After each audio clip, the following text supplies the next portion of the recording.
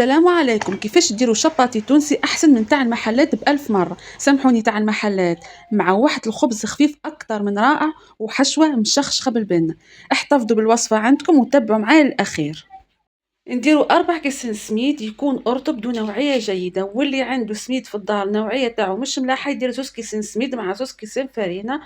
نجيبو كاس نديرو فيه ملعقة كبيرة خميرة الخبز ما تكونش معمرة، وملعقة كبيرة سكر، نزيدو عليهم شوية ماء دافي ونحركوهم ونخلوهم يخمروا.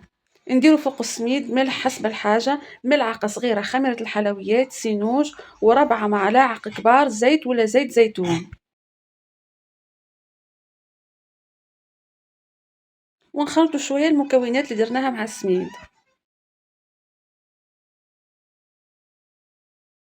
هنا الخليط تاع الخميرة والسكر والماء كان خمر كيما راكم تشوفوا، نضيفوه فوق السميد ونبدو نزيدو في الماء تدريجيا ونعجنو باليد ولا بالبتران حتى نتحصل على عجينة تكون طرية ومتماسكة ورطبة. بعد ما تتعجن العجينة مليح نزيدو لها ملعقة صغيرة زبدة تكون طرية بدرجة حرارة الغرفة، ونواصلوا عملية العجن. شوفوا العجينة اللي تحصلت عليها، حبيت ندلكها حاجة قليلة فقط باليدين.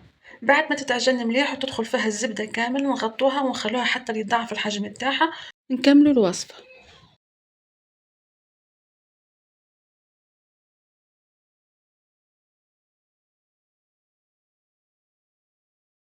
بعد ما ضعفت العجينة الحجم تاعها نديرو شوي فرينة فوق طاولة العمل باه ما تبقاش العجينة تلصق، ونقطعوهم إلى قطع على حسب الحجم اللي تحبوه، لكم الاختيار ديروهم كبار ولا صغار ولا متوسطين.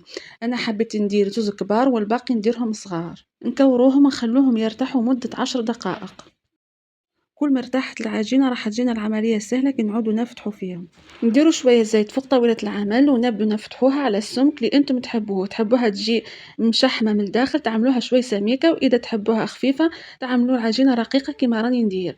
تفتحوها وتجيبوا بلاطو وتدهنوه بالزيت وتحطوا مباشرة في البلاطو وتغطوها وتعاودوا تخلوها تخمر شوية باه تجيلكم خفيفة من الداخل. بعد ما تخمر جيبوا كريبيير ولا مقلة تسخنوها مليح، ومن بعد تبدو تطيبوهم على نار متوسطة وتحمروهم على جميع الجوانب.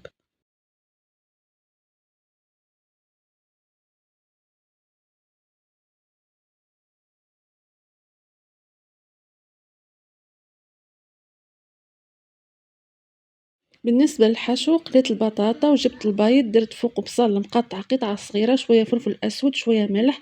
تقدروا طيبوه كامل ولا تقدروا طيبوه نص طياب، انتم كيف تحبوا تاكلوا.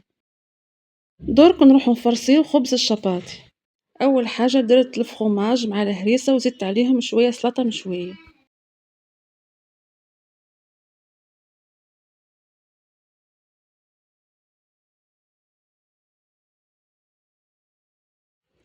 نزيدوا لها شوية بطاطا مقلية، البيض، شوية بصل مقطع قطع صغيرة، سلطة،